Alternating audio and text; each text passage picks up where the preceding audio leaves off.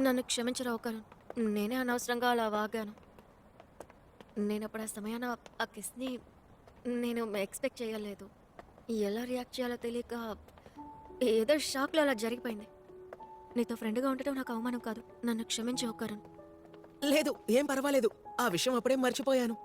మీరేదో కోపంలోనే అలా మాట్లాడారని నాకు అర్థమయ్యిందిలేండి.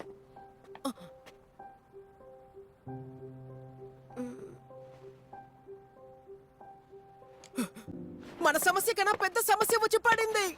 ఏంటి? అంతకన్నా పెద్ద సమస్య ఉందా? దేనికైనా బుర్ర బద్దలా అయింది. నేను చెప్పేది కాస్త వినండి. ఆ రోజే ఆ టర్బోగ్రాని కథని మనం ముగించాం కదా. అవును, అయితే ఏంటి? ఆ తర్వాత ప్రేయర్ కూడా చేసాంగా. ఆ శాపం పోయింది, నీ చిట్టలుగా వచ్చింది. ఇప్పుడు మళ్ళీ కొత్తగా ఏమైంది? అది పోయింది. ఏం పోయింది? లడ్డూలు. హే? నా లడ్డూలు కనపడడం లేదు. అందుకే ఆ రోజే నాకు చూపించమన్నాను. చూపించనని పారిపోయావు కదా. అయినా అవి నీవేగా, చూసుకోవా? మిస్ అయాసే, కాస్త నవ్వడం ఆపండి.